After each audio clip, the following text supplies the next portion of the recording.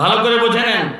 যদি আপনি হারামকে হালাল মনে করেন আর হালাল মনে করে আপনি সেটাকে করেন, আর হালাল মনে করলেন কিভাবে? ইচ্ছে মতো কোরআনকে ব্যাখ্যা করে, ইচ্ছে মতো হাদিসকে ব্যাখ্যা করে, ইচ্ছে মতো শরীয়তকে ব্যাখ্যা করে, ইসলাম ইচ্ছে মতো ধর্মকে ব্যাখ্যা করে আপনি হারামকে হালাল করে নিলেন। যেহেতু আপনি জেনে শুনে বুঝে ইচ্ছাকৃতভাবে হালাল বানায় এটাকে করতেছেন, নিঃসন্দেহে এটা করার ক্ষেত্রে আপনার মনে কখনো কোনো দ্বিধাদ্বন্দ্ব আসবে না, অনুতাপ অনুশোচনা আসবে না। এর মানে তবে আপনার কবুল হবে না, আপনি বেঈমান অবস্থায় দুনিয়া থেকে যাবেন। لا إله إلا الله محمد رسول الله لا إله إلا الله محمد رسول الله الحمد لله نحمده ونستعينه ونستغفره ونؤمن به ونتوكل عليه ونعوذ بالله من شرور أنفسنا ومن سيئات أعمالنا من يهده الله فلا مضل له ومن يضلله فلا هادي له ونشهد أن لا إله إلا الله وحده لا شريك له ونشهد أن سيدنا ومولانا محمدا عبده ورسوله الذي أرسله بالحق بشيرا ونذيرا وداعيا إلى الله بإذنه وسراجا منيرا وصلى الله تعالى عليه وعلى آله وأصحابه وبارك وسلم تسليما كثيرا كثيرا أما بعد فأعوذ بالله من الشيطان الرجيم بسم الله الرحمن الرحيم يا أيها الذين آمنوا ادخلوا في السلم كافة ولا تتبعوا خطوات الشيطان إنه لكم عدو مبين وقال النبي صلى الله تعالى عليه وسلم لا يؤمن أحدكم حتى يكون هواه تبعا لما جئت به أو كما قال عليه الصلاة والسلام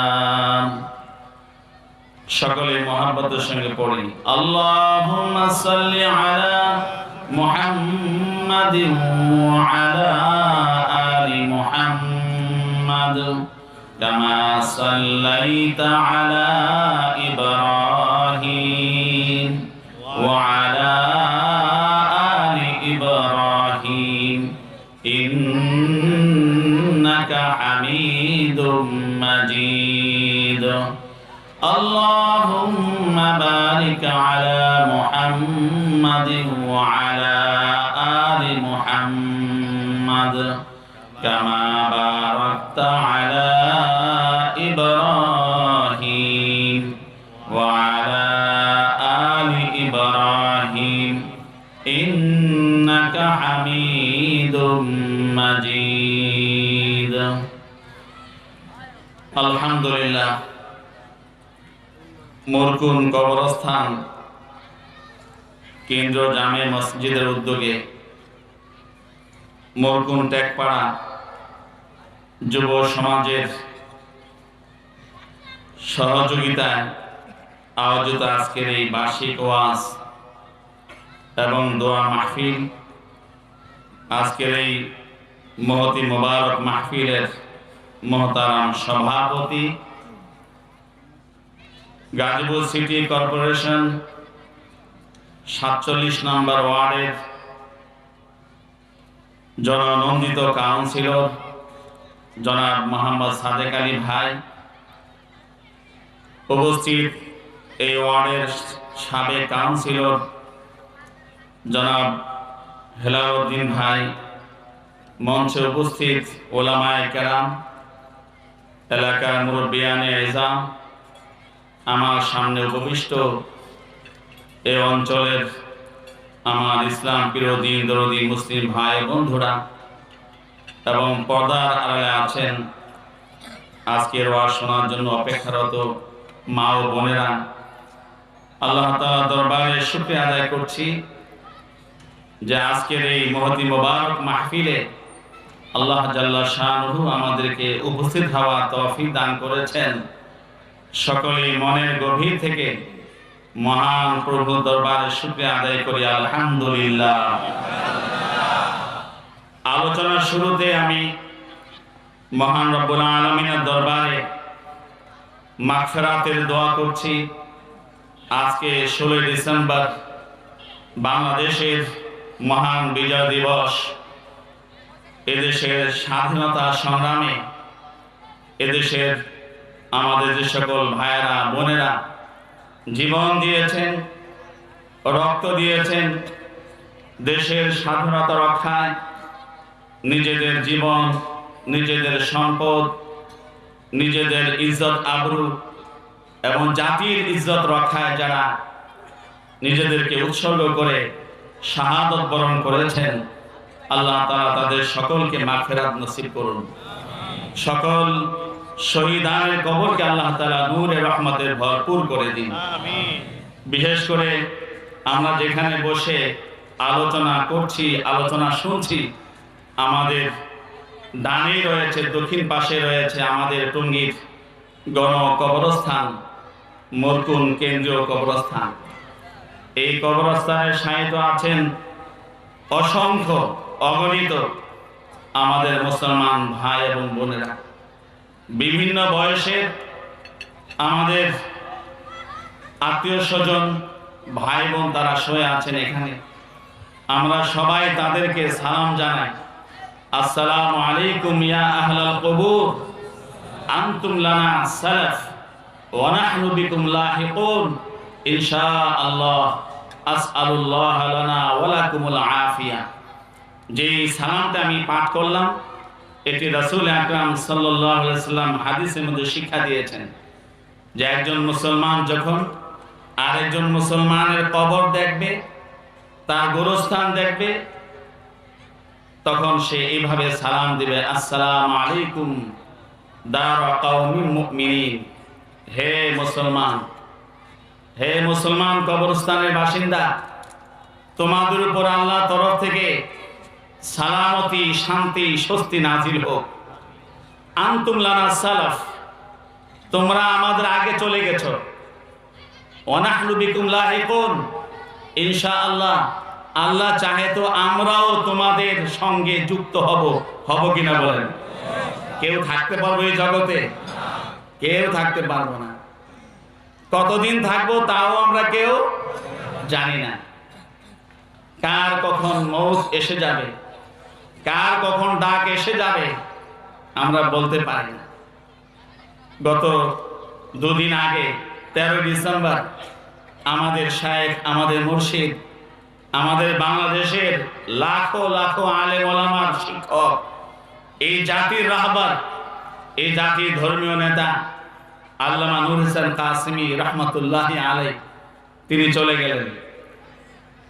একজন আলেম আফসোস করে বলছিলেন আমাকে যে আহা হুজুর যদি আরো কয়েকটি বছর বেঁচে থাকতেন। আমি বললাম যে মৌত আল্লাহ যখন লেখা তাই হবে। আল্লাহ মাহমুদ শফি রহমতুল্লাহ আলাইহি তিনিও চলে গেলেন মাত্র কয়েক মাস আগে। এরপরে আমাদের হযরত চলে গেলেন কাসেমী সাহেব হুজুর, কখনকার ডাক আসবে আমাদের কারো জানা নাই। এই জন্য আল্লাহ তাআলা কবরস্থান দেখে এই দোয়া শিখিয়েছেন আল্লাহ রসুল, যাতে করে আমরা সবাই নিজেদের মৌতের কথা স্মরণ রাখি। আসলে আমরা মৌত ভুলে যাই, ঠিক কিনা বলেন? মৌতের কথা ভুলে যাই, এমন ভাবে চলাফেরা করি, ভাবখানা এমন দেখাই যে আমি বুঝি এই জগতে স্থায়ীভাবে থাকবার জন্য আসি, কোনোদিন যাব না, এমন একটা ভাব নিয়ে আমরা চলি, ঠিক কিনা বলেন? এই জন্য এই ভাবটা আমাদের ছাড়তে হবে। সব সময় ওই দক্ষিণ পাশে এই যে পরিণতিটা হয়েছে তাদের, এরাও এই সমাজের বাড়ির মালিক ছিল, এরাও এই সমাজের গাড়ির মালিক ছিল, এরাও এই সমাজের অর্থ বৃত্তের মালিক ছিল, এরাও এই সমাজে বিভিন্ন পদ পদবীর চেয়ারের মালিকও ছিল, কিন্তু কেউ থাকতে পারেনি। ইযা জাআ আজালুহুম লা ইস্তাখিরুনা সাআতান ওয়া লা ইস্তাকদিমুন। যখন সময় এসে গেছে, এক মুহূর্ত আগ্রহ হয়নি, এক মুহূর্ত বিলম্ব হয়নি, যথা সময়ে সবাইকে চলে যেতে হয়েছে, কথা ঠিক কিনা বলেন? এই জন্য আমাদের রাসূল সাল্লাল্লাহু আলাইহি সাল্লাম বলে গেছেন, আল কাইয়িসু মান দানা নাফসাহু ওয়া আমিলা লিমা বা'দাল মাউত। বুদ্ধিজীবী আসলে কারা? বুদ্ধিজীবীর পরিচয় দিয়েছেন রাসূল ১৫০০ বছর আগে। আমাদের সমাজের বুদ্ধিজীবী বলতে আমরা যাদেরকে বুঝি, ইসলাম তাদেরকে বুদ্ধিজীবী বলে না, তাদেরকে বুদ্ধিহীন বলে। ইসলামের বুদ্ধিজীবী যাকে বলে তার পরিচয়, তার সংজ্ঞা রাসূল দিয়ে গেছেন, আল কাইয়িসু মান দানা নাফসাহু। বুদ্ধিজীবী হলো সত্যিকার অর্থে ওই ব্যক্তি যে ব্যক্তি নিজের হিসাব নিকাশ করে, যে ব্যক্তি নিজের হিসাব নিকাশ করে যে আমি বিগত ২৪ ঘন্টায় যা কিছু বলেছি সেগুলো পরকালে আমার জন্য কল্যাণকর নাকি ক্ষতিকর। বিগত ২৪ ঘন্টা আমি যা কিছু করেছি সেগুলো আমার পক্ষে আসবে না আমার বিপক্ষে যাবে, এভাবে চিন্তা করে যে তার ২৪ ঘন্টা জিন্দেগি যাপন করে এবং আগামী দিন তথা পরকাল, সেই পরকালের প্রস্তুতিমূলক কর্মকাণ্ডে নিজেকে ব্যস্ত রাখে, রাসূল বলেন সে হলো প্রকৃত অর্থে বুদ্ধিজীবী, কথা ঠিক না বলেন? আমাদেরকে আল্লাহ তাআলা সেরকম বুদ্ধিমান আর বুদ্ধিজীবী হওয়ার তৌফিক দান করুন, আমিন। তো আমি এই কবরস্থানে যারা শায়িত আছে বিশেষ করে তাদের জন্য আল্লাহ তাআলা দরবারে মাগফিরাত কামনা করছি। এখানে আমাদের অনেকেরই নিকট আত্মীয় দূরাত্মীয় শুয়ে আছে, আর সবার সঙ্গে তো আমাদের একটা আত্মীয় আছে। দুনিয়াতে যত মানুষ সবাই আমাদের মূল সূত্রে আত্মীয় নাকি অনাত্মীয়? সবার বাবা কয়জন? সবার মা? আল্লাহ রাসূল সাল্লাল্লাহু আলাইহি ওয়াসাল্লাম হাদিসের মধ্যে বলেছেন, কুল্লুকুম বানি আদম ওয়া আদম মিন তিন। তোমরা সবাই হলো আদমের সন্তান, আর আদমকে সৃষ্টি করা হয়েছে মাটি থেকে। সুবহানাল্লাহ। তাহলে আমাদের সবার পিতাকে, এজন্য এই কবরস্থানে যারা শুয়ে আছে তারা সবাই আমাদের আত্মীয়। কারো আত্মীয়তার পরিচয়টা সুস্পষ্ট ঘনিষ্ঠ, কারো আত্মীয়তার পরিচয়টা একটু দূরবর্তী, কিন্তু আত্মীয় আমাদের সবাই। এর জন্য আমরা সবার জন্য দোয়া করি, আল্লাহ তাআলা তাদের সকলকে জান্নাতুল ফেরদাউস নসিব করেন। এই সবগুলো কবরকে আল্লাহ তাআলা নূরে রহমতে ভরপুর করে দেন। আল্লাহ তাআলা তাদের রেখে যাওয়া আহলে আওলাদ, তাদের রেখে যাওয়া সন্তানাদি, তাদের রেখে যাওয়া বংশধর, তাদের সকলকে আল্লাহ তাআলা দ্বীনের উপরে চলা, ইসলামের উপরে চলা, দ্বীন ইসলাম নিয়ে জীবন যাপন করে এই কবরে যাওয়ার যখন সময় হবে দ্বীন ইসলাম নিয়ে কবরে যাওয়ার তৌফিক দান করেন। সকলে জোরে বলি আমিন। মুহতারাম হাজিরিন, কোরআনে কারীম থেকে আমি একটি আয়াত পাঠ করেছি। এই আয়াতে কারিমা সূরা বাকারার মধ্যে রয়েছে। এই আয়াতে কারিমার মধ্যে আল্লাহ তাআলা আমাদেরকে ডেকেছেন। কাদেরকে ডেকেছেন? আমাদেরকে। আমরা কারা? আমাদের পরিচয় হলো আমরা ঈমানদার। আমরা কি? ঈমানদার। ইয়া আইয়ুহাল্লাযীনা আমানু, হে ঈমানদাররা। পৃথিবীতে বিভিন্ন ধর্মাদর্শী আছে। ঈমানদার উপাধি একমাত্র মুমিন মুসলমানদের, আর কারো উপাধি ঈমানদার নয়। ঠিক কিনা বলেন? তাহলে আল্লাহ ডেকেছেন কাদেরকে? ঈমানওয়ালাদেরকে। কোন হিন্দুকে ডাকেননি, কোন বৌদ্ধকে সম্বোধন করেননি, কোন ইহুদি, কোন খ্রিস্টানকে আল্লাহ তাআলা সম্বোধন করেননি। সম্বোধন করেছেন আমাকে, আপনাকে, গোটা বিশ্বের যারা নিজেদেরকে ঈমানদার পরিচয় দেয়, ঈমানদার দাবি করে, তাদেরকে ডেকে আল্লাহ তাআলা সামনে আয়াতের অংশে একটি নির্দেশনা জারি করেছেন। ইয়া আইয়ুহাল্লাযীনা আমানু, হে ঈমানদাররা, উদখুলু ফিস-সিলমি কাফা, তোমরা ইসলামের মধ্যে পরিপূর্ণভাবে, পূর্ণাঙ্গভাবে প্রবেশ করো। ঈমানদারদেরকে ডেকে আল্লাহ বললেন যে তোমরা ইসলামের মধ্যে পরিপূর্ণভাবে, পূর্ণাঙ্গভাবে কি করো? প্রবেশ করো। আমাদের সবার মনে প্রশ্ন আসার কথা যে আমরা তো ঈমানদার, তো ঈমানদারদেরকে আবার ইসলামে প্রবেশ করতে বলা হচ্ছে, তাহলে কি ঈমান আর ইসলাম ভিন্ন কিছু, আলাদা কিছু? যে ঈমানে দাখিল হয়েছে সে কি ইসলামে দাখিল হয়নি? আর যে ইসলামে দাখিল হয়েছে সে কি ঈমানদার নয়? তাহলে আল্লাহ তাআলার এই সম্বোধন, এই বক্তব্যের এই নির্দেশনার কি মর্ম? যে হে ঈমানওয়ালারা, ঈমানদারেরা, তোমরা ইসলামের মধ্যে দাখিল হও। বোঝা গেল ঈমান এবং ইসলামের মধ্যে একটা পার্থক্য আছে। ঈমান এক জিনিস, ইসলাম আরেকটা জিনিস। ঈমান কি জিনিস, ইসলাম কি জিনিস, এই দুয়ের মধ্যে পার্থক্যটা কি, এটা বোঝা খুব দরকার। আজকে আমরা যারা ঈমানওয়ালারা আছি, এই দুয়ের মধ্যে পার্থক্য জানি না বলে অনেক জায়গাতে আমরা নিজেরাই নিজেদের ধর্মে সমস্যা সৃষ্টি করে দিচ্ছি। বিশেষ করে আমরা যারা বাংলাদেশের সাধারণ মুসলমান, ইসলামী শিক্ষা, ধর্মীয় শিক্ষা আমাদের মাঝে খুবই খুবই খুবই অপর্যাপ্ত।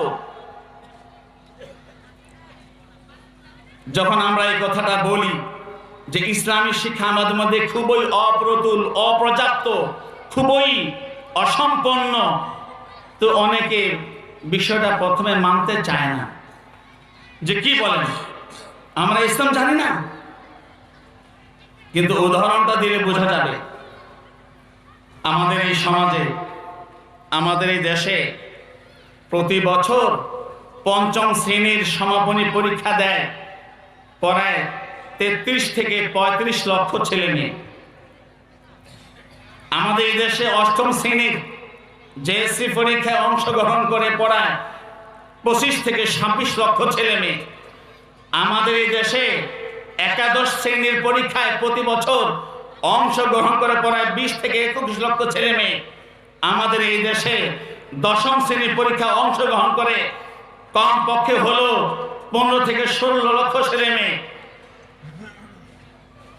প্রায় 70-80 লক্ষ ছেলে মেয়ে দশম, একাদশ, পঞ্চম, অষ্টম শ্রেণীতে লেখাপড়া করে। যে দেশে, যে সমাজে, সেই দেশের জনসংখ্যা কত? আমি এই 4টি শ্রেণীর কথাই বলছি, উদাহরণটা বুঝবার জন্য চিন্তা করুন।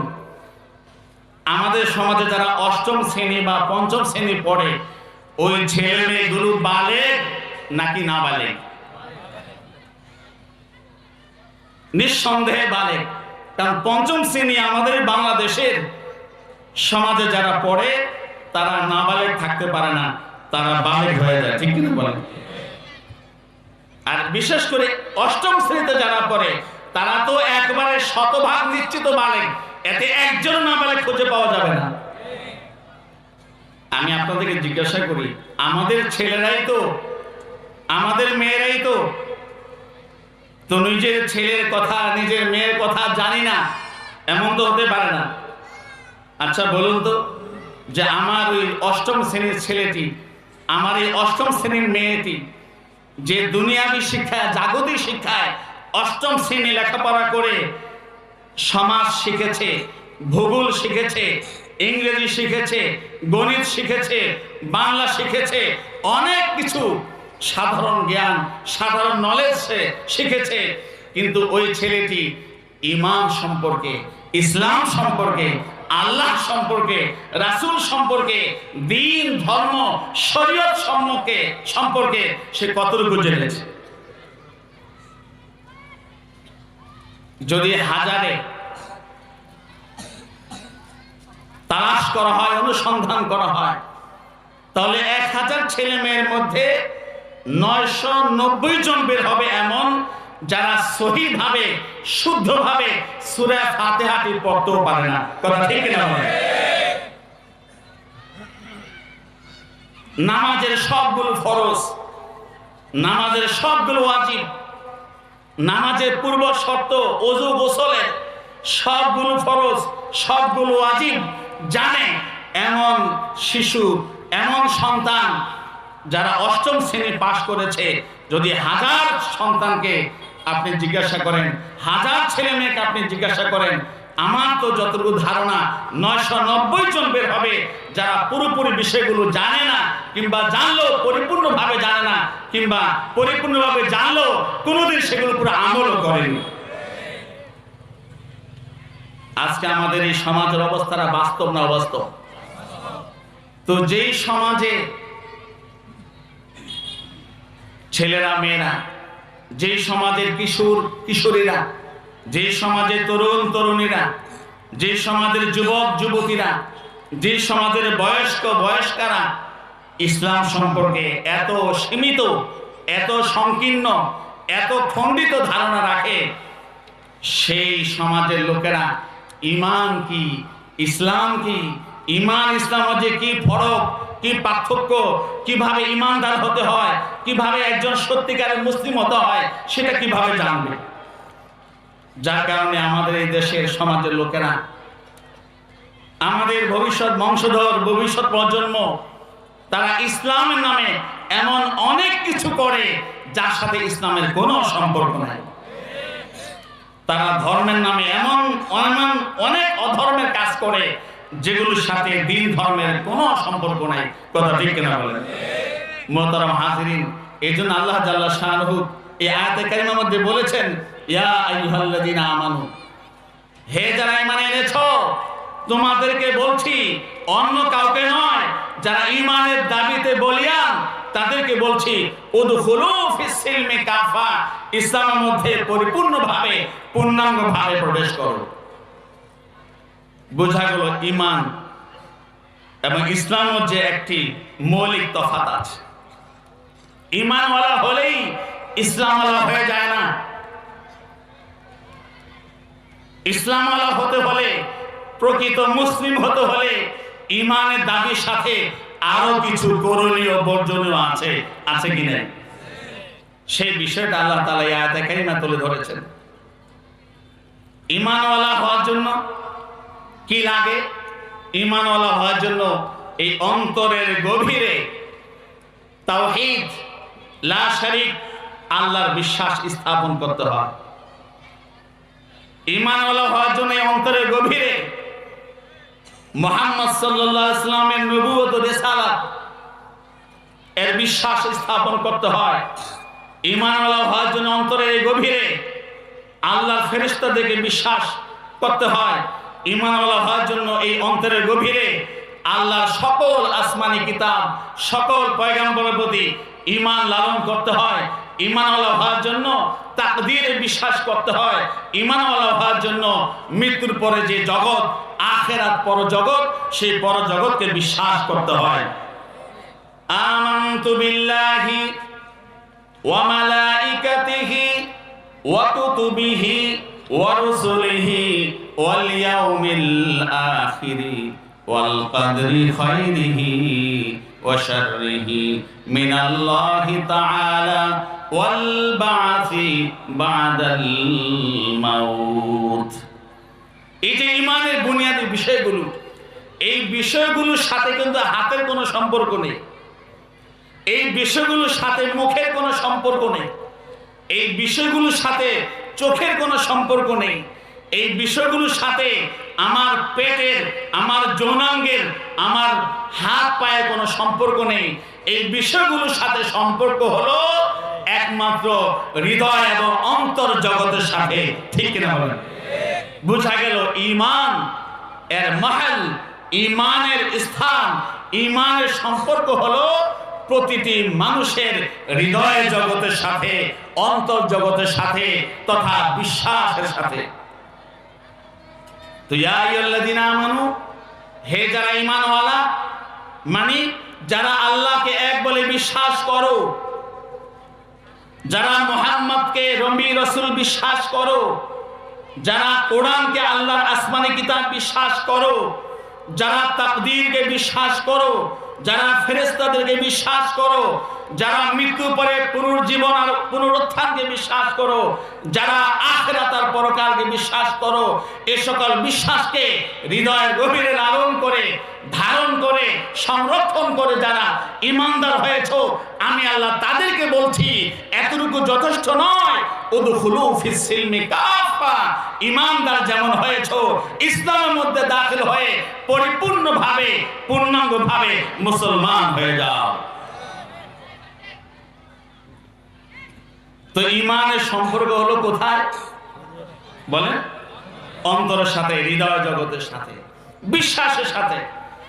আর ইসলামের সম্পর্ক পুরোটাই মানুষের বহির জগতের সাথে।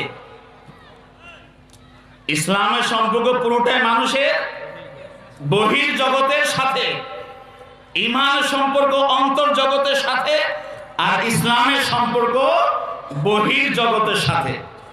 খুব ভালো করে বোঝার চেষ্টা করুন। ঈমানের সম্পর্ক কার সাথে? অন্তর জগতের সাথে। আর ইসলামের সম্পর্ক বহির জগতের সাথে। মানে হলো এই, আল্লাহ তাআলা বলছেন ইয়া আইয়ুহাল্লাযীনা আমানু, হে যারা ঈমান এনেছো, উদখুলু ফিস সিলমি কাফা, ভিতর জগতে যারা ঈমান এনেছো, এখন বহির জগতে ইসলামকে বাস্তবায়ন করো। বহির জগতে ইসলাম বাস্তবায়ন কিভাবে হবে?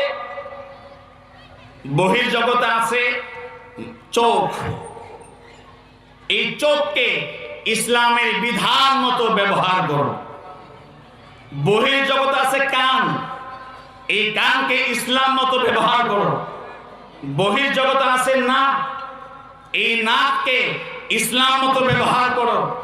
বহির জগতে আছে এই মুখ, এই ভাষা, এই মুখ এবং এই ভাষা, এই বাক শক্তিকে ইসলাম মতো ব্যবহার করো।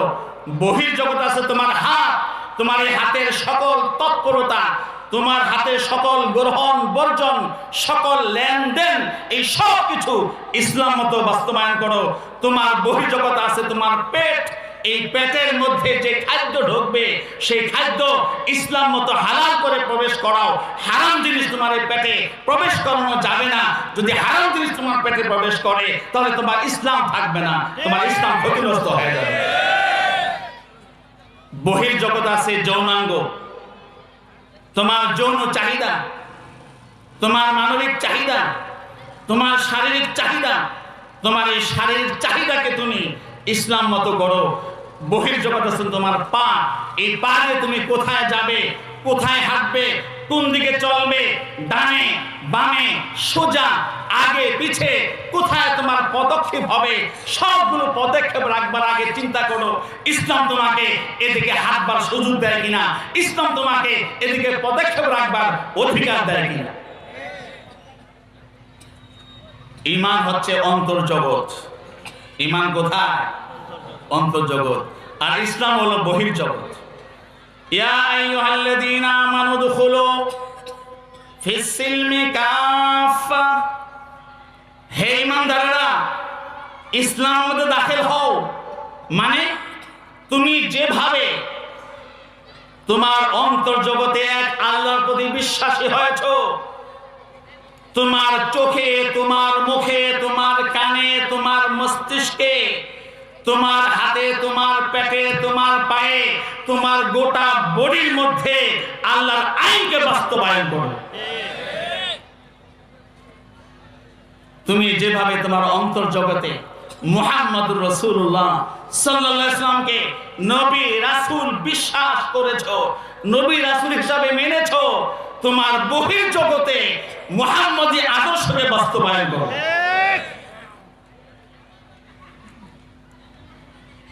তুমি বিশ্বাস করেছো তোমার অন্তর্জগতে লা ইলাহা ইল্লাল্লাহ, লা ইলাহা ইল্লাল্লাহ,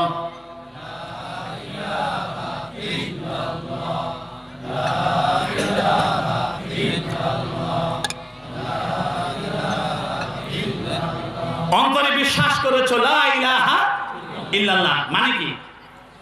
আল্লাহ ছাড়া কোনো মাবুদ, আল্লাহ ছাড়া কোনো হুকুমদাতা, আল্লাহ ছাড়া কোনো রিজিক দাতা, আল্লাহ ছাড়া কোনো হায়াত দাতা, আল্লাহ ছাড়া কোনো মৌত দাতা, আল্লাহ ছাড়া কারো ভালোবাসা সর্বোচ্চ, আল্লাহ ছাড়া কারো ভয় সর্বোচ্চ। অন্তরে বিশ্বাস করেছো লা ইলাহা ইল্লাল্লাহ। তোমার এই চোখ দিয়ে প্রকাশ করতে হবে আল্লাহই তোমার মাবুদ, তোমার এই মুখ দিয়ে প্রকাশ করতে হবে আল্লাহই তোমার মাবুদ, তোমার এই কান দিয়ে প্রকাশ করতে হবে আল্লাহই তোমার মাবুদ, তোমার এই হাত পা অঙ্গ প্রত্যঙ্গ দিয়ে গোটা দেহ দিয়ে প্রকাশ করতে হবে, প্রমাণ রাখতে হবে যে আল্লাহকেই তুমি মাবুদ বিশ্বাস করো, অন্য কাউকে বিশ্বাস করো না। ইয়া আইয়ুহাল্লাযীনা আমানু দুখুলু ফিস সিলমি কাফা, যারা ঈমানদার দাবি করেছো, অন্তর্জগতে ঈমান আছে বলে যারা নিজেকে পরিচয় দিচ্ছ যে আমি ঈমানওয়ালা, তাদের প্রতি আল্লাহ নির্দেশ উদখুলু ফিস সিলমি কাফা, পরিপূর্ণ দেহ নিয়ে ইসলামে প্রবেশ করো। তোমার পোশাক কেমন হবে, তোমার দাড়ি কেমন হবে, তোমার মোচ কেমন হবে, তোমার চোখের দেখা কেমন হবে, তোমার কানের শ্রবণ কেমন হবে, তোমার হাতের লেনদেন কেমন হবে, তোমার পেটের রিজিক আর খাবার দাবার কেমন হবে, তোমার পায়ের চলন আর পদক্ষেপ কেমন হবে, এই সব কিছুতে তুমি পরিপূর্ণভাবে ইসলামে প্রবেশ করো। তাহলে যারা নিজেকে ঈমানদার দাবি করে তাদের প্রতি আল্লাহর আদেশ কি? আংশিকভাবে ইসলামে প্রবেশ করা। জোরে বলেন। আংশিকভাবে ইসলামে প্রবেশ করা, খণ্ডিতভাবে ইসলামে প্রবেশ করা, নাকি পূর্ণাঙ্গভাবে পরিপূর্ণভাবে? একজন মুসলমানের জীবনে বহির্জগতে 4 রকমের কাজ আছে। কয় রকমের? 4 রকমের কাজ। 1 নম্বর কাজ হলো তার ব্যক্তি, দাম্পত্য, পারিবারিক ও সামাজিক জীবন। ব্যক্তি, দাম্পত্য, পারিবারিক এবং সামাজিক জীবন। যে ঈমানদার হয়েছে তার প্রতি আল্লাহ রাব্বুল আলামিনের তরফ থেকে নির্দেশ হলো উদখুলু ফিস সিলমি কাফা, তোমার পারিবারিক জীবন, ইসলাম মতো হতে হবে, তোমার দাম্পত্য জীবন ইসলাম মতো হতে হবে, তোমার পারিবারিক জীবন ইসলাম মতো হতে হবে, তোমার সমাজের জীবন, তোমার নাগরিক জীবন, তোমার রাষ্ট্রীয় জীবন, তোমার আন্তর্জাতিক জীবন, এক কথায় তোমার জাগতিক জীবন পুরোটাই ইসলাম মতো হতে হবে। ইসলাম যদি আমাদেরকে পরিপূর্ণ কোনো জীবন ব্যবস্থা না দিত, ইসলাম যদি আমাদেরকে পূর্ণাঙ্গ কোনো জীবন আদর্শ না দিত, তাহলে এই অধিকার ছিল আমাদের, এই অবকাশ ছিল আমাদের, এই সুযোগ ছিল আমাদের যে আমরা আমাদের পারিবারিক জীবনটা অন্য কোনো পন্থায় আমরা অতিবাহিত করব। ঠিক কিনা বলেন?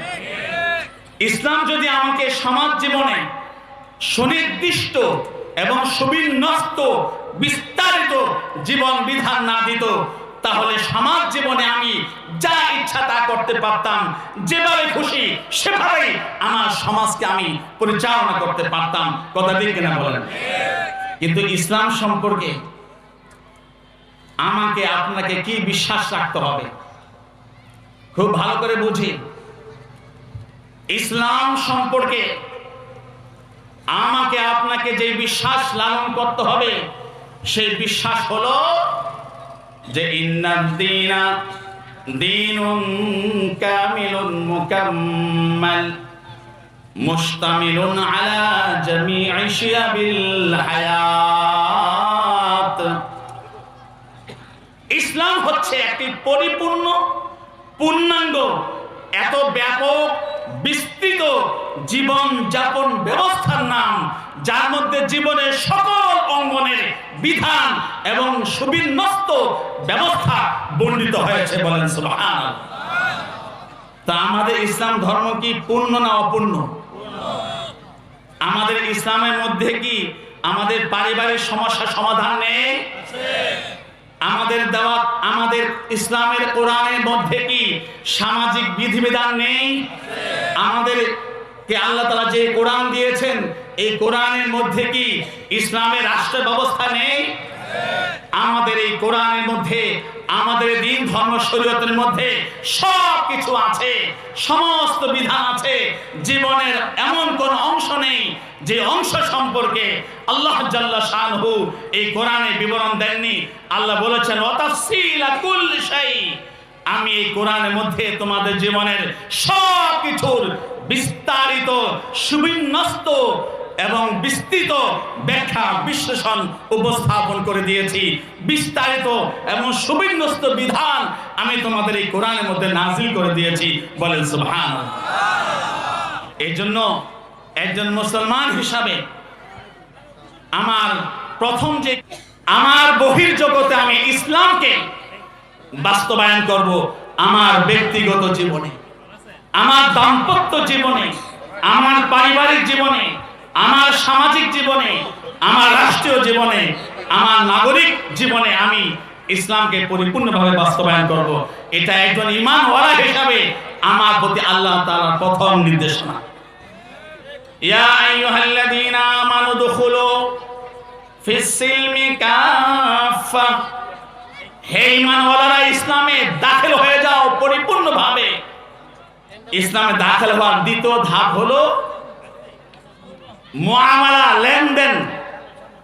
কি উপার্জন করব, কোন পথে উপার্জন করব, কোন পথে ব্যয় করব, আমার আয়, আমার উপার্জন, আমার খরচা, আমার ব্যয়, এই ব্যাপারে ইসলাম সুস্পষ্টভাবে সুবিন্যস্তভাবে হালাল এবং হারামের বিধান দান করেছে। করেনি? সুদ ইসলামে হালাল না হারাম? ঘুষ ইসলামে হালাল না হারাম? দুর্নীতি ইসলামে হালাল নাকি হারাম? মালে ভেজাল, পণ্যে ভেজাল ইসলামে হালাল নাকি হারাম?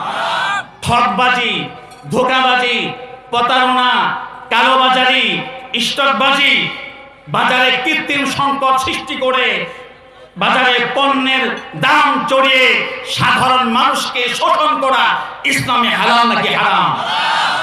সব বিধান ইসলামে দেওয়া হয়েছে। মাপে কম দেওয়া ইসলামে হালাল না হারাম? কোরআনে কারিমের মধ্যে 666 আয়াত আল্লাহ নাজিল করেছেন। একটি দুটি আয়াত নয়, হাজারের উপর আয়াত শুধু আল্লাহ নাজিল করেছেন লেনদেনের হালাল হারাম সম্পর্কে। হাজারের উপর আল্লাহ আয়াত নাজিল করেছেন ব্যবসা বাণিজ্য কায় কারবারের মধ্যে, আয় উপার্জনের মধ্যে সুদ, ঘুষ, মিথ্যাশ্রয়, দুর্নীতি, প্রতারণা, ধোঁকাবাজি, ঠকবাজি, প্রতারণা নির্দেশ সম্পর্কে। আমরা আজকে ইসলাম সম্পর্কে জানি না, নিজেকে ইমানদার দাবি করে বসে আছে। আমি শুরুতে বলেছি যে ইসলাম আর ইমানের মাঝে এই হলো পার্থক্য। ইমানের সম্পর্ক মানুষের অন্তর্জগতের সাথে। ইমানদার হলেই সে মুসলমান হয়ে যায় না। মুসলমান হতে হলে বহির্জগতে আল্লাহর যে বিধান আছে সেই বিধানকে বাস্তবায়ন করতে হয়, আর বহির্জগতে আল্লাহর আইন, আল্লাহর বিধান বাস্তবায়ন করার নাম হচ্ছে ইসলাম। আর এটা যে করে তাকে বলা হয় প্রকৃত অর্থে মুসলমান। সাহাবায়ে কেরাম, তাবেঈন, তাবেঈন, সেই স্বর্ণ যুগে যারা ছিলেন ইমানদার, তারা শুধু ইমানদার ছিলেন না, ইমানদার হওয়ার সঙ্গে সঙ্গে তারা সত্যিকার অর্থে মুসলমান ছিলেন। কারণ ইমান তো ভিতরে থাকে, দেখা যায় না, আর ইসলাম তো বহির্জগতের সাথে সম্পর্কিত, সেটা দেখা যায়, দৃশ্যমান হয়। এই জন্য ইসলামের প্রতি আকৃষ্ট করাবার একমাত্র উপায় হলো বহির্জগতে ইসলামকে বাস্তবায়ন করা। আজকে আমাদের মুসলমানদের আমল কি অবস্থা, আখলাকের কি অবস্থা? আজকে আমরা মুসলমান ঠকবাজি, ধোঁকাবাজিতে লিপ্ত। আজকে আমরা মুসলমান ধর্ষণ, চুরি, ডাকাতি, ছিনতাই, রাহাজানিতে লিপ্ত। আজকে আমরা মুসলমান ভেজাল, নানা রকমের প্রতারণার মধ্যে আমরা লিপ্ত। যে কারণে আজকে আমাদের মুসলমানদের আমল দেখে কেউ ইসলামের প্রতি আকৃষ্ট হবে তো দূরের কথা, যোজন দূরে সরে যায়। কথা ঠিক কিনা বলেন? এক সময় ছিল আমাদেরকে দেখে বিধর্মীরা দলে দলে মুসলমান হতো, আর এখন আমাদেরকে দেখে দূরে সরে যায়। এটা এই জন্য যে আমরা ইমানদার দাবি করছি বটে, কিন্তু ইসলামকে আমাদের বহির্জগতে আমরা দৃশ্যমান করিনি। আল্লাহ জাল্লা শানহু এই আয়াতে কারিমার মধ্যে সেই নির্দেশনা দিয়েছেন, ইয়া আইয়ুহাল্লাযীনা আমানু, হে যারা ঈমান এনেছো, উদখুলু ফিস-সিলমি কাফা, তোমরা ইসলামের মধ্যে পরিপূর্ণভাবে, পূর্ণাঙ্গভাবে প্রবেশ করো। অর্থাৎ তোমার বহির্জগতে ইসলামকে তুমি পরিদিষ্ট করো, ইসলামকে বাস্তবায়ন করো। তো ইসলামকে বাস্তবায়ন করার একটি ক্ষেত্র হলো আমার ব্যক্তিগত, দাম্পত্য, পারিবারিক, সামাজিক, রাষ্ট্রীয় এবং নাগরিক জীবন। আর 2 নম্বর হচ্ছে আমার মুআমালাত, আমার লেনদেন, আমার আয় উপার্জন, আমার কায় কারবার, আমার মিল ফ্যাক্টরি, আমার কল কারখানা, আমার দোকানপাট, আমার বাজার ঘাট, এই সব কিছু হচ্ছে মুআমালা। এই মুআমালাকেও আল্লাহর আইন, রাসূল আকরাম সাল্লাল্লাহু আলাইহি ওয়াসাল্লামের তরিকা মতো করা, এটা হচ্ছে মুসলমানদের দ্বিতীয় দৃশ্যমান বস্তু। তৃতীয় বস্তু হচ্ছে আখলাক, চরিত্র, অহংকার, দাম্ভিকতা ইসলামে হারাম করা হয়েছে। রুক্ষতা, কর্কশতা ইসলামে হারাম করা হয়েছে। হিংসা, বিদ্বেষ, পরশ্রী কাতরতা ইসলামে হারাম করা হয়েছে। বিনয়, নম্রতার নির্দেশ আল্লাহ দিয়েছেন। কৃতজ্ঞতা, শুকরগুজারির নির্দেশ আল্লাহ দিয়েছেন। বিনয়, নম্রতার সাথে পৃথিবীতে বিচরণ করো। আল্লাহ বলেছেন, ওয়ালা তামশি ফিল আরদি মারহা, সাবধান, হুঁশিয়ার, পৃথিবীতে হাঁটবে তো নমনীয় হয়ে হাঁটো, দাম্ভিক হয়ে পৃথিবীতে হেঁটো না। ওয়ালা তুসাইর খাদ্দাকা লিন-নাসি ওয়ালা তামশি ফিল আরদি মারহা ওয়াগদুদ মিন সাওতিক। আল্লাহ তাআলা কোরআনের মধ্যে নির্দেশ দিয়েছেন। এর মানে কি? কোরআন এমন এক কিতাব যার মধ্যে মানব জীবনের মৌলিক বিষয়গুলো আলোচিত হয়েছে। তাহলে বোঝা গেল আখলাকের এই বিষয়গুলো ইসলামের মৌলিক বিষয়। হাশরের ময়দানে আল্লাহ তাআলা মুমিনের আমলনামাকে ওজন করে মুমিনকে পুরস্কৃত করবেন কিংবা তাকে তিরস্কৃত করবেন। রাসূল আকরাম সাল্লাল্লাহু আলাইহি ওয়াসাল্লাম বলেছেন, হাশরের ময়দানে আমলনামা ভারী হবে কার? নেকির পাল্লা ওজনদার হবে কার? রাসূল বলেছেন, আহসানুকুম আখলাকা, তোমাদের মধ্যে চরিত্র গুণে যে যেটি ভালো, তোমাদের মধ্যে আখলাকে যে যত ভালো, তোমাদের মধ্যে স্বভাবে আচরণে যে ভালো, তার আমল যদিও অল্প স্বল্প হয় কিন্তু মিজানের পাল্লা তার আমল ওজনদার হবে। বলেন সুবহানাল্লাহ। মুহতারাম হাজিরিন, আল্লাহ তাআলা যে হাশরের ময়দানে ওজন দিয়ে আমাদের আমলনামার বাছ বিচার করবেন, একটি বিষয় খুব খেয়াল রাখতে হবে। সেটা হলো যে সেখানে আল্লাহ তাআলা কোয়ান্টিটি আর একটা হলো কোয়ালিটি, একটা হলো সংখ্যা আর একটা হলো গুণগত মান। আল্লাহ তাআলা সংখ্যা মাপঝোপ করবেন না হাশরের ময়দানে। মিজানে পাল্লায় কোনো আমলের সংখ্যা মাপঝোপ হবে না।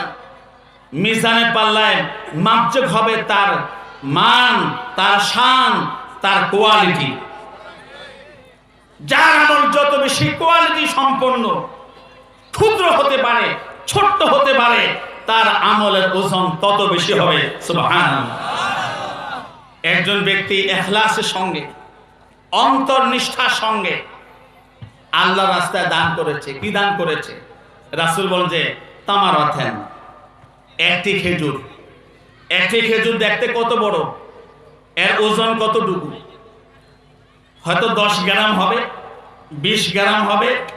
একবারে অনেক বড় খেজুর যেগুলো এখন হাইব্রিড, সেগুলো হয়তো বড় জোর 50 গ্রাম হবে, না হয় ধরলাম 100 গ্রামই হবে একটা খেজুর।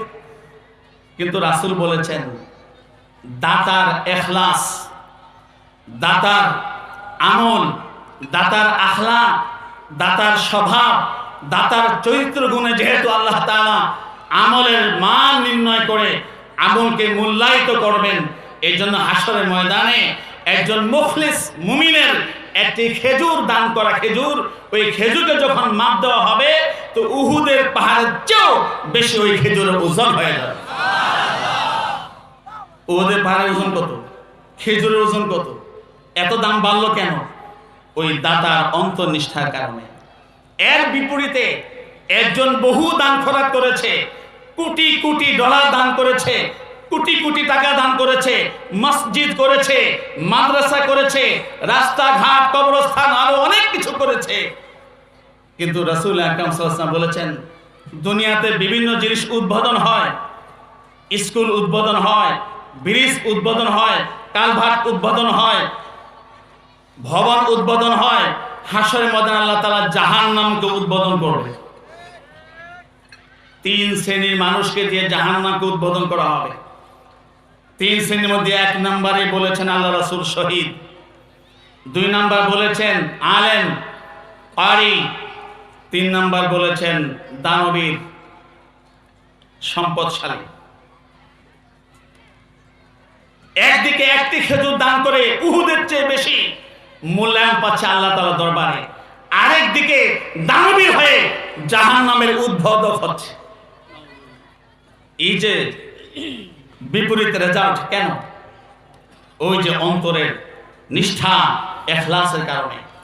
রাসূল আকরাম সাল্লাল্লাহু আলাইহি ওয়াসাল্লাম বলেছেন, হাশরের ময়দানে যখন শহীদকে উপস্থিত করা হবে, হাশরের ময়দানে যখন আলেমকে উপস্থিত করা হবে, হাশরের ময়দানে যখন দানবীরকে উপস্থিত করা হবে, যে শহীদ, যে আলেম, যে দানবীর আল্লাহর জন্য এই কাজগুলো করেনি, এই কাজগুলো করেছিল দুনিয়ার সুনাম সুখ্যাতি, জনগণের বাহবা কুড়াবার জন্য, জনগণের মুখে মুখে তার প্রশংসা হবে, স্বস্তি হবে, তার কৃতজ্ঞতা হবে, নাম ফুটাবার জন্য যে এই কাজগুলো করেছে, আল্লাহ তাআলা একে একে ডাকবেন, শহীদকে দেখে বলবেন, যাও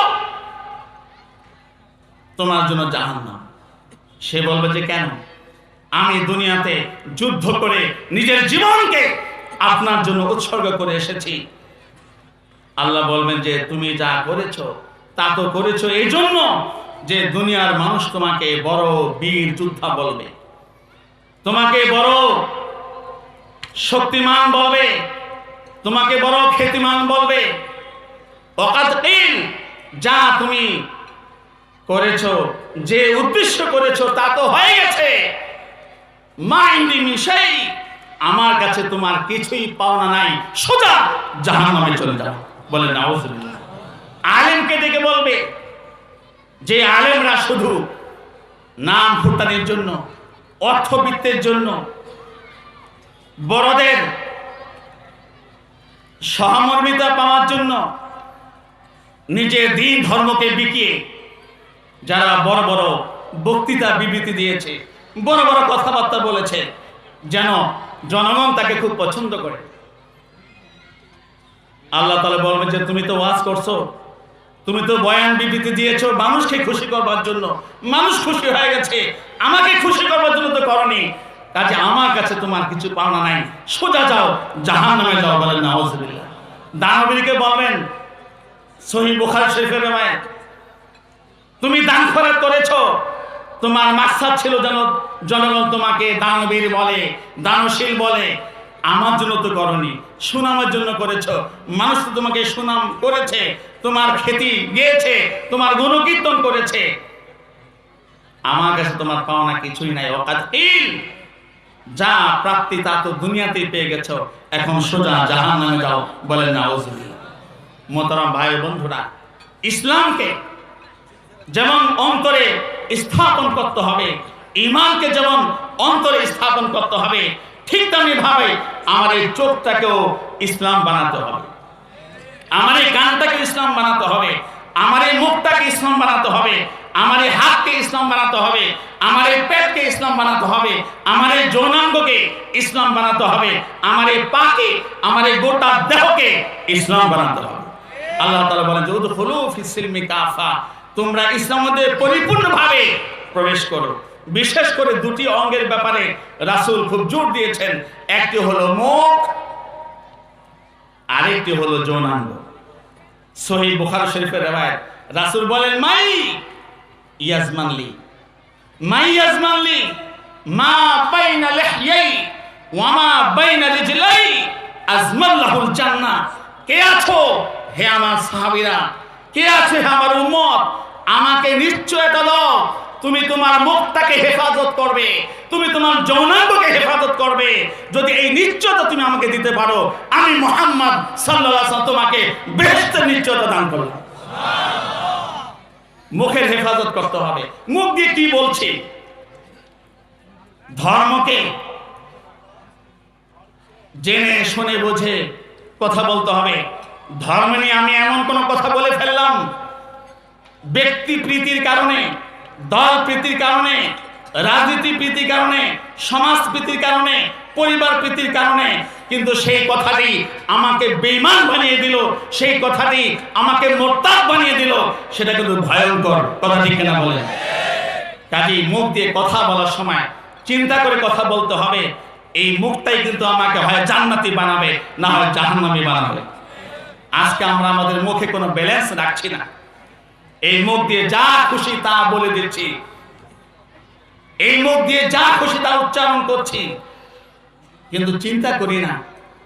খুব খেয়াল করে একটি মাসআলা বুঝে নেন, মেহেরবানি করে চিন্তা ফিকের সাথে বুঝবার চেষ্টা করুন। আমরা মুসলমান, মুসলমান মাত্রই আমরা অন্যায় করি, অপরাধ করি, করি কিনা বলেন? অপরাধ স্বীকার করি তো আমরা? অপরাধ স্বীকার করা ভালো গুণ। যে অপরাধ স্বীকার করে আল্লাহ তাকে তওবার তৌফিক দান করে এবং তার তওবা কবুল করে। আল্লাহ রাসূল বলেছেন, কুল্লুন নাসি খাত্তাউন ওয়া খায়রুল খাত্তাইনা আত-তাওয়াবুন। মানুষ মাত্রই ভুল করবে, মানুষ মাত্রই অন্যায় করে ফেলবে, মানুষ মাত্রই অপরাধ করে ফেলবে, এটা মানুষের স্বভাব, মানুষেরই গুণ।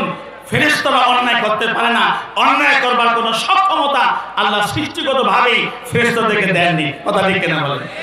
কাজে অন্যায় আমাদের হবে, এটাই স্বাভাবিক, কিন্তু অন্যায় হয়ে গেলে সে অন্যায়কে স্বীকার করে তওবা করা, এটা হলো সবচেয়ে বড় গুণ। সবচেয়ে বড় গুণ অন্যায়কে স্বীকার করে তওবা করা। মাসালাটা ভালো করে বুঝে নিন। একটা হালালকে হালাল জেনে করা, একটা হারামকে হারাম জেনে করা, এটা হলো ইসলামের দাবি যে আমি হালালকে হালাল জেনে করব, হারামকে হারাম জেনে যদি আমি করি সেটা গুনাহ। কিন্তু আমি হারামকে হারাম জেনে করেছি। একজন মুসলমান যখন হারামকে হারাম জেনে সেটার মধ্যে লিপ্ত হয়, এটাকে শরীয়তে বলে মাসিয়াত, নাফরমানি, আল্লাহর আইনের বিরোধিতা, রাসূলের তরিকার বিরোধিতা।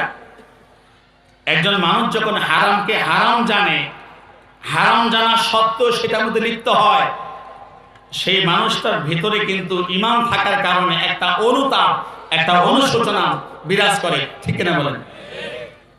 যে মদে অভ্যস্ত, মদের পেয়ালাটা মুখে নেয় কিন্তু ঈমানওয়ালা, সে মুখে নেওয়ার সময়ও যদিও তার নফসের খায়েশাতের প্রবলতার কারণে, নফসের খায়েশাতের প্রচণ্ডতার কারণে তার ঈমানটা দুর্বল, কমজোর, ঈমানকে সে বিজয় করতে পারেনি। তার নফসের খায়েশাত, তার নফসের বাসনা কামনা প্রবল হয়ে গেছে, এখানে মদ খেয়েও ফেলছে, কিন্তু সে মানুষের সামনে খায় না, লুকায় খায় এবং প্রকাশ করে না। কখনো কাউকে বলো না যে আমি এই জিনিসটা খাই, কেন? সে জানে এটা একটি অপরাধ। এই যে অপরাধ জানার কারণে ভিতরে ভিতরে সবসময় দগ্ধ হয়, ভিতরে ভিতরে অনুতপ্ত হয়, অনুসূচিত হয়, লজ্জিত হয়। এই লজ্জায় তাকে মওতের আগে তওবা নসিব করে দেয়। কিন্তু পক্ষান্তরে যদি এক ব্যক্তি মদ খায়, মদ হারাম হারাম, কিন্তু সে এটাকে হারাম মানে না, সে মন মতো ব্যাখ্যা দিয়া, ইচ্ছা মতো ব্যাখ্যা দিয়া সে বলে যে মদ এটা হালাল। কথা বুঝতে পারতেছেন? এটাকে আরবিতে বলে ইস্তিহলাল। আরবিতে কি বলে? ইস্তিহলাল। ইস্তিহলাল মানে হারামকে হালাল সাব্যস্ত করা, হারামকে হালাল সাব্যস্ত করা।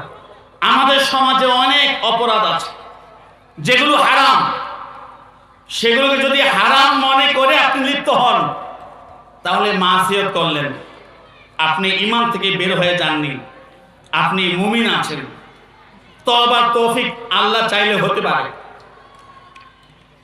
কিন্তু যদি আপনি হারামকে হালাল মনে করেন, ভালো করে বুঝে নেন, যদি আপনি হারামকে হালাল মনে করেন আর হালাল মনে করে আপনি সেটাকে করেন, আর হালাল মনে করলেন কিভাবে? ইচ্ছে মতো কোরআনকে ব্যাখ্যা করে, ইচ্ছে মতো হাদিসকে ব্যাখ্যা করে, ইচ্ছে মতো শরীয়তকে ব্যাখ্যা করে, ইসলাম ইচ্ছে মতো ধর্মকে ব্যাখ্যা করে আপনি হারামকে হালাল করে নিলেন। যেহেতু আপনি জেনে শুনে বুঝে ইচ্ছাকৃতভাবে হালাল বানায় এটাকে করতেছেন, নিঃসন্দেহে এটা করার ক্ষেত্রে আপনার মনে কখনো কোনো দ্বিধাদ্বন্দ্ব আসবে না, অনুতাপ অনুশোচনা আসবে না। এর মানে তওবা আপনার কবুল হবে না, আপনি বেঈমান অবস্থায় দুনিয়া থেকে যাবেন। এই জন্য বুখারী শরীফের মধ্যে কিতাবুল ঈমানে ইমামে বুখারী লিখেছেন, ওয়ালা ইউকাফফারু বিইরতিকাবিহা ইল্লা বিশিরক। কোন ব্যক্তি যদি কোনো মাসিয়াতে লিপ্ত হয়, কোন হারামে লিপ্ত হয়, এ কারণে তাকে তো বেঈমান বলা যাবে না, তাকে কাফের বলা যাবে না, অমুসলিম বলা যাবে না। কিন্তু যদি হারামকে হালাল বানিয়ে ফেলে, নিজের ইচ্ছা মতো কোরআন ব্যাখ্যা করে, নিজের ইচ্ছা মতো হাদিস ব্যাখ্যা করে, নিজের ইচ্ছা মতো দিন ধর্ম শরীয়ত ব্যাখ্যা করে যদি হারামকে হালাল বানিয়ে ফেলে, তাহলে গোটা পৃথিবীর সমস্ত ফকিহ, সমস্ত উলামা, সমস্ত মুফতি, সমস্ত ইসলামিক স্কলার্স ঐক্যবদ্ধ একমত, সেই রাসূলের যুগ থেকে অদ্যাবধি পর্যন্ত সেই ব্যক্তি নামে মুসলমান হতে পারে, আইডিতে। মুহতারাম হাজিরিন, এই জন্য মাসআলা পরিষ্কার বুঝে নিতে হবে। একটি হারাম করছি, হারামকে হারাম জেনে করুন, তওবার তৌফিক হবে। কিন্তু একটি হারাম কাজকে ছল ছাতুরি করে, ব্যাখ্যা অপব্যাখ্যা দিয়ে, কোরআন হাদিসকে কাটছাঁট করে 1400 বছরের ইসলামের শিক্ষাকে অবজ্ঞা উপেক্ষা করে আপনি একটা ব্যাখ্যা দাঁড় করিয়ে একটা হারামকে হালাল করে দিবেন, তাহলে কিন্তু ঈমান নিয়ে কবরে যাওয়া মুশকিল হয়ে যাবে। মোহতারাম ভাই বন্ধুরা, ইসলামকে পরিপূর্ণ জীবনে বাস্তবায়ন করতে হবে। আজকে আমরা সুবিধাভোগী মুসলমান। আমরা কি সুবিধাভোগী মুসলমান? এই সুবিধাভোগী মুসলমানের একটা উদাহরণ শুনুন যে আমরা কি ধরনের ইসলামকে অনুসরণ করি আর কি পরিমাণ সুবিধাভোগী মুসলমান আমরা। একবার এক বেটার মনের মধ্যে শখ জাগছে। শখ বুঝেন তো? মনে শখ আছে না কত রকমের? একজনের শখ জাগছে, সে তার পিঠের মধ্যে একটা বাঘের চিত্র অঙ্কন করবে। কি করবে বলেন? বাঘের চিত্র অঙ্কন করাবে পিঠের মধ্যে। কোন চিত্র অঙ্কন করা প্রাণীর জীবের, কোন প্রাণীর প্রতিকৃতি তৈরি করা ইসলামে হালাল নাকি হারাম? তো এই বাটার মনে সব যাচ্ছে যে পিঠের মধ্যে সে একটা বাঘের চিত্র অঙ্কন করবে। সে একটা চিত্র অঙ্কন শিল্পীকে কন্ট্যাক্ট করেছে যে তুমি আমার পিঠের মধ্যে একটা বাঘের চিত্র অঙ্কন করে দেবে। তো শিল্পী আসছে, কার্যক্রম শুরু করেছে। তো চিত্র অঙ্কন করার তরিকা হলো উল্কি, মানে সুই দিয়ে ফুটু করে করে বাঘের চিত্র অঙ্কন করবে। এই শিল্পী যখন সুই দিয়ে ফুটু শুরু করছে, একটা দিছে পরে তো হু করে উঠছে, 2 নাম্বার দিছে পরে ওরে আল্লাহ তুই কি করছিস, ব্যথা পাচ্ছি তো। বলে যে আঙ্কেল একটু ধৈর্য ধরতে হবে, একটু সহ্য করতে হবে, কারণ আপনার শখ হলো আপনি পিঠের মধ্যে বাঘের চিত্র অঙ্কন করাবেন, তো এটার জন্য একটু ত্যাগ কুরবানি লাগবে না? আচ্ছা কর কর কর কর কর। আবার শুরু করছে যে সুই ফুকানি, আবার চিৎকার দিচ্ছে, ইস রে এত ব্যথা, তুই কি বানাচ্ছিস? বলে যে আঙ্কেল বাঘের লেজ বানাচ্ছি, লেজ।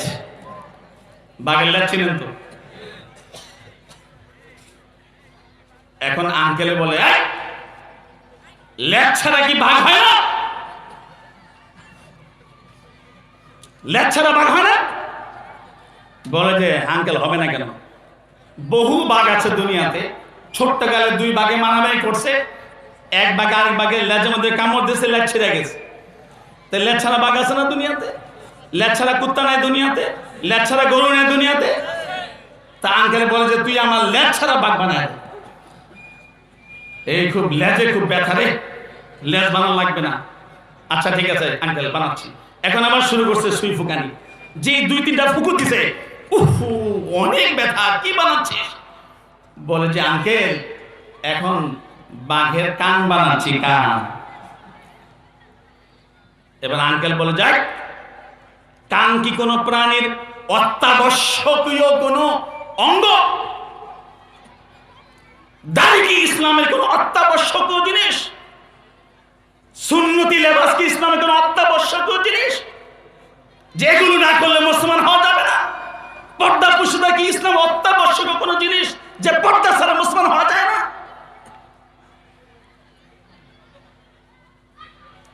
সুতরাং তুই কান ছাড়া বাঘ বানায় দে। আচ্ছা ছাড়া ছাড় ছাড় ছাড় ছাড় ছাড়, কান ছাড়া বাঘ বানায় দে, ঠিক আছে। কান ছাড়া বাঘ বানাচ্ছে। এখন আবার ফুটু শুরু করছে, কি বানাস, ব্যথা পাচ্ছি তো। আঙ্কেল বাঘের যে আসল ব্যাপারটা সেটা হলো তার চোখ, তার ভুরু, তার মোচ, তার মুখ, ঠিক কিনা বলেন? এটা ছাড়া তো আঙ্কেল বাঘ হবে না। আচ্ছা বানা বানা বানা। আঙ্কেল একটু কষ্ট বেশি হবে, কারণ চোখটা তো একটু ভিতরে থাকে, এটার জন্য সুইটা একটু বেশি ঢুকাইতে হবে। আচ্ছা ঠিক আছে বানা। অনুমতি দিয়েছে, যেই সুই ফুকানি শুরু করছে আবার চিৎকার শুরু করছে, উফু কি বানাচ্ছি? এই তো চোখ বানাচ্ছি, ভুরু বানাচ্ছি। এই চোখ ছাড়া বাঘ হয় না? আঙ্কেল হবে না কেন? কত বাঘ জন্মান্ধ। কি ভাই চোখ ছাড়া মানুষ নাই দুনিয়াতে? চোখ ছাড়া ছাগল নাই, চোখ ছাড়া গরু নাই, চোখ ছাড়া বাঘ হবে না? এখন চোখ বাঘ, ভুরু বাঘ, দাঁতবাদ, মোষবাদ, যেটা বানাইতে যায় ওইটাই তার জন্য কষ্টকর। নিজেকে ইমানদারও রাখতে চান, নিজেকে মুসলমান দাবি করতে চান, ব্যক্তি জীবনে ইসলামের প্রশ্ন আসলে কঠিন। ব্যক্তি জীবন ছাড়া কি মুসলমান হওয়া যায় না? সমাজ জীবনে ইসলামের প্রশ্ন আসলে কঠিন। সমাজ জীবনে ইসলাম না মানলে কি মুসলমান হওয়া যায় না? ব্যবসা বাণিজ্যে সুদ ছাড়তে হবে, চাকরিতে ঘুষ ছাড়তে হবে, প্রশাসনের দুর্নীতি ছাড়তে হবে, মেম্বারি চেয়ারম্যানি করবেন, মেয়রি এমপিগিরি করবেন, চুরি বন্ধ করতে হবে। এগুলো ছাড়া কি এগুলো করা যায় না? এখন জবাব আসবে না। এগুলো রাষ্ট্রে কোনো জরুরি কোনো বিষয় নয়, এগুলো ইসলামের কোনো জরুরি বিষয় নয়। হুজুররা ইচ্ছা করে একটা ইসলামের চিত্র আমাদেরকে দেখাই দিছে, এর নাম ইসলাম। এগুলো আমরা বুঝি না। আমরা কি কম বুঝি? এইভাবে আজকে যখনই ইসলামের এক একটা বিষয় আসে, যখন ইসলামের এক একটা বিষয় সামনে আসে, তখন আমরা সেটাকে ওই চিত্র অঙ্কন শিল্পীর সুই ফুকানোর মতো ব্যথা অনুভব করি। আর যে এটা মাইনাস, এটা মাইনাস, এটা মাইনাস, এটা মাইনাস, এক অদ্ভুত ইসলাম আজকে আমরা বানিয়ে নিয়েছি। অদ্ভুত ইসলাম, যে ইসলামের সাথে মদিনার কোনো সম্পর্ক নাই, যে ইসলামের সাথে কোরআনের কোনো সম্পর্ক নাই, যে ইসলামের কোনো চিত্র হাদিসে নাই, শরীয়তে নাই, মুহাম্মদের জিন্দেগিতে নাই।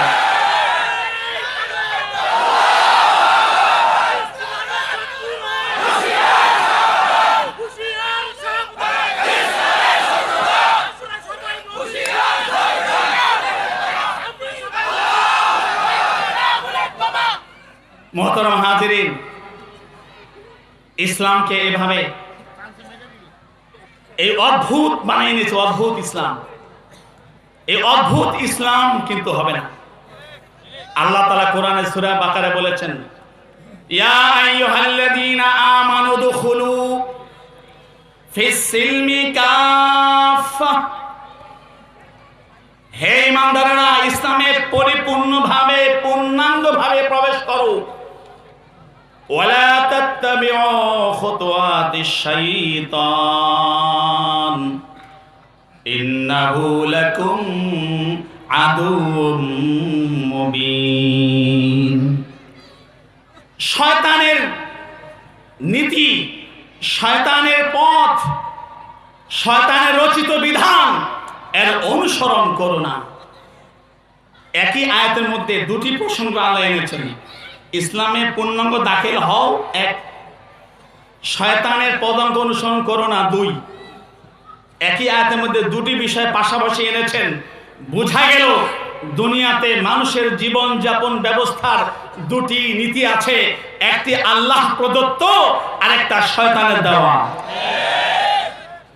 জীবনের যে অঙ্গে, জীবনের যেই অংশে, জীবনের যেই খণ্ডে, জীবনের যেই ক্ষেত্রে আল্লাহর আইন নেই, রাসূলের তরিকা নেই, মুহাম্মদের শরীয়ত নেই, সেটাই শয়তানি তরিকা, সেটাই শয়তানি তরিকা, সেটাই শয়তানি তরিকা।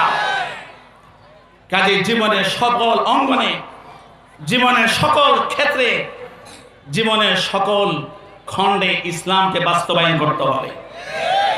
পরিপূর্ণ মুসলমান, পরিপূর্ণ মুসলমান হতে হবে। এই কথায় রাসূল আকরাম সাল্লাল্লাহু আলাইহি ওয়াসাল্লাম বলেছেন। আমি আলোচনা শেষ করে দিচ্ছি হাদিসের তরজমা করে। রাসূল বলেছেন, লা ইউমিনু আহাদুকুম হাত্তা ইয়াকুনা হাওয়াহু তাবআল লিমা জিতু বিহি। তোমাদের কেউ মুমিন হতে পারবে না, তোমাদের কেউ মুমিন হতে পারবে না যতক্ষণ না আমি মুহাম্মদ সাল্লাল্লাহু আলাইহি ওয়াসাল্লাম আনিত দ্বীন, ধর্ম, শরীয়তের কাছে নিজের ইচ্ছাকে অনুগত না করবে। বোঝা গেল পরিপূর্ণভাবে ইসলামে প্রবেশ করার নির্দেশনা আল্লাহ তাআলা দিয়েছেন। এই জন্য নিজেরা আমরা পরিপূর্ণ মুসলমান হব তো ইনশাআল্লাহ। এই জগতে আমাকে পরিপূর্ণ মুসলমান হতে হবে। নিজের ব্যক্তি জীবনে, পারিবারিক জীবনে, দাম্পত্য জীবনে, সামাজিক জীবনে, রাষ্ট্রীয় জীবনে, জীবনের সকল অঙ্গনে, ব্যবসা বাণিজ্যে, চাকরি বাকরিতে, কায় কারবারে, দায় দায়িত্বে, পদ পদবিতে, সব কিছুতে আল্লাহর আইন রাসূলের তরিকা মতো চলার চেষ্টা করতে হবে। আল্লাহ আমাদের সবাইকে তৌফিক দান করুন।